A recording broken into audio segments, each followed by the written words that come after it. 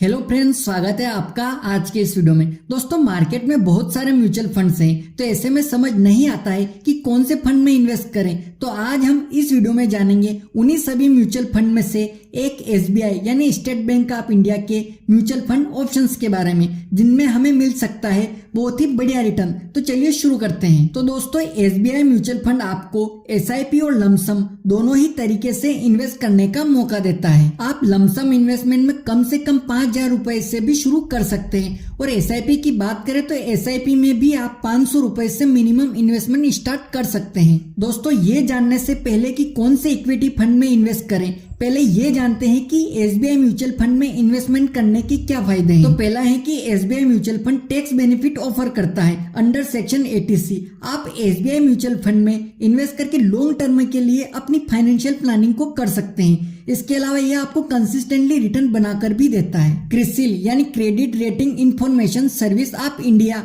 ने भी इस फंड को 3 से ज्यादा की रेटिंग दी है। तो दोस्तों, आज का हमारा पहला एसबीआई म्यूचुअल फंड है एसबीआई पीएसयू फंड। ये फंड आपके पैसे भारत की पब्लिक सेक्टर अंडरटेकिंग कंपनीज के इक्विटीज में लगाता है। इस फंड को लॉन्च किया गया था 2010 में। इस फंड का फंड साइज 1432 करोड़ रुपीस है। दोस्तों, इस फंड के रिटर्न की बात करें तो इस फंड ने पिछले 1 साल में 95% का रिटर्न जनरेट किया है, और पिछले 3 सालों में 40% का रिटर्न दिया है, और पिछले 5 सालों में 26% का रिटर्न दिया है। और ये फंड जब से शुरू हुआ है तब से लेकर अब तक इस फंड ने 12% का रिटर्न बना कर दिया है। इसमें आप मिनिमम एसआईपी 500 रुपए से भी कर सकते हैं, और इसमें लमसम के लिए आप मिनिमम 5,000 रुपए कर सकते हैं। बात करें इस फंड के एक्सपेंस रेशो की तो वह है 0.97%, और इसका एग्जिट लोड है 0.50%। दोस्तों, बात करें इस फंड की होल्डिंग की तो इस फंड ने भारत की पीएसयू यानी पब्लिक सेक्टर अंडरटेकिंग कंपनीज में होल्डिंग ले रखी है, जिसमें state bank of India, NTPC, ONGC, BHEL जैसी कंपनियां शामिल हैं। दोस्तों, हमारा दूसरा इक्विटी म्यूचुअल फंड है SBI infrastructure fund.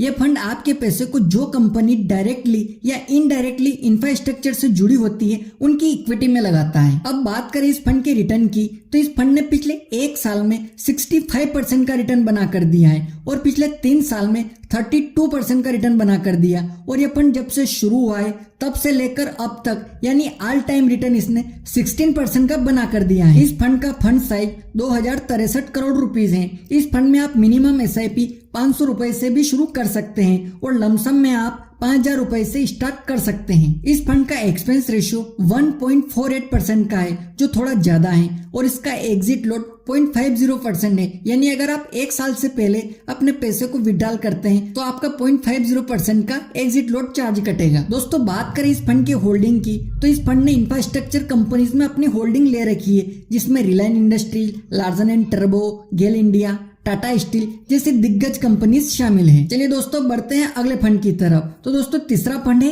SBI Contra fund. इस फंड के जरिए आपके पैसे ग्रोथ ओरिएंटेड सेक्टर में लगाए जाते हैं। यह फंड 2005 में लॉन्च किया गया था। इस फंड का फंड साइज 23,572 करोड़ रुपीस है। अब बात करें इस फंड के रिटर्न की तो इस फंड ने पिछले 1 साल में 50% का रिटर्न दिया है, और पिछले 3 साल में 31% का रिटर्न दिया है। और यह फंड जब से शुरू हुआ है तब से लेकर अब तक इस फंड ने 17% का रिटर्न बना कर दिया है। दोस्तों, इस फंड का एक्सपेंस रेशियो 0.67% है, तथा एग्जिट लोड 1% का है। इसमें भी आप मिनिमम एसआईपी 500 रुपए से शुरू कर सकते हैं, और मिनिमम लमसम इन्वेस्टमेंट 5,000 रुपए से कर सकते हैं। इस फंड के द्वारा आपका 87% पैसा इक्विटी मार्केट में इन्वेस्ट किया जाता है।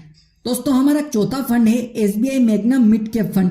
इस फंड के द्वारा तरह तरह की मिड कैप कंपनीज की इक्विटीज स्कीम में इन्वेस्ट किया जाता है।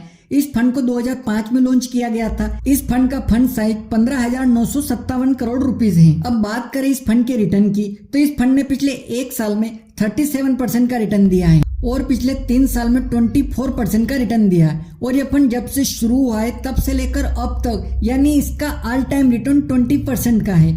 इस फंड का एक्सपेंस रेशियो 0.83% है, और इसका एग्जिट लोड 1% का है।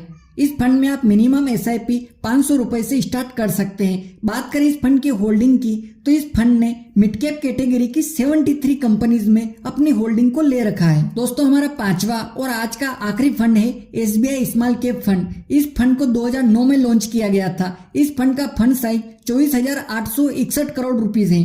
अब बात करें इस फंड के रिटर्न की, तो इस फंड ने पिछले एक साल में 38% का रिटर्न दिया है और पिछले 3 सालों में 25% का रिटर्न दिया है। और ये फंड जब से शुरू हुआ है तब से लेकर अब तक इस फंड ने 26% का ऑल टाइम रिटर्न बनाकर दिया है। और बात करें इस फंड के एक्सपेंस रेशियो की, तो वह है 0.69% तथा एग्जिट लोड 1% का है। इस फंड में भी आप मिनिमम SIP 500 रुपए से स्टार्ट कर सकते हैं और मिनिमम लमसम इन्वेस्टमेंट 5000 रुपए का है। दोस्तों बात करें इस फंड के होल्डिंग की, तो इस फंड ने स्मॉल कैप कैटेगरी की 56 कंपनीज में होल्डिंग को ले रखा है। चलिए दोस्तों अब SIP कैलकुलेटर में कैलकुलेट करके देखते हैं कि कितने इन्वेस्टमेंट पर आपको कितना रिटर्न मिल सकता है। दोस्तों इस फंड ने ऑल टाइम रिटर्न 25% का दिया है। हम यहाँ पर 20% का ऑन एवरेज रिटर्न मानकर चल रहे हैं। ये रिटर्न बिल्कुल भी फिक्स नहीं है, क्योंकि ये रिटर्न स्टॉक मार्केट के उतार चढ़ाव पर डिपेंड करता है। अगर आप इस फंड में 5000 रुपए की मंथली SIP 10 साल के लिए करते हैं और एवरेज रिटर्न 20% मान लेते हैं, तो 10 साल बाद आपको 19,11,000 रुपए का फंड मिलेगा। अगर आप इसे 5 साल और बढ़ा देते हैं तो 15 साल बाद आपका फंड बन जाएगा 56,71,000 रुपए। तो ये था SIP का रिटर्न। और अगर आप इस फंड में लमसम अमाउंट इन्वेस्ट करते हैं, यानी आप 1 लाख रुपए का लमसम अमाउंट इस फंड में इन्वेस्ट करते हैं 10 साल के लिए, तो 10 साल बाद आपको 6,19,000 का अमाउंट मिलेगा। वहीं इसे आप 5 साल और बढ़ा देते हैं, यानी 15 साल बाद आपको 15,40,000 रुपए का फंड मिलेगा। तो दोस्तों ये थी आज के इस वीडियो में SBI के 5 म्यूचुअल फंड के बारे में जानकारी। आप खुद भी कैलकुलेशन करके देख सकते हैं किसी भी ऑनलाइन SIP कैलकुलेटर को सर्च करके। दोस्तों जब भी आप स्टॉक मार्केट या म्यूचुअल फंड में इन्वेस्टमेंट करें तो अच्छी तरह से रिसर्च करने के बाद ही इन्वेस्ट करें। तो दोस्तों आशा करता हूँ कि ये वीडियो आपको पसंद आया होगा। यदि अभी तक आपने VKD फिनोकेयर यूट्यूब चैनल को सब्सक्राइब नहीं किया है तो सब्सक्राइब कर लीजिएगा, क्योंकि इस चैनल पर आपको इन्वेस्टमेंट, बैंकिंग, इंश्योरेंस और पर्सनल फाइनेंस से जुड़ी जानकारी मिलेगी। दोस्तों मिलते हैं अगले वीडियो में किसी नए टॉपिक के साथ। तब तक के लिए जय हिंद, जय भारत।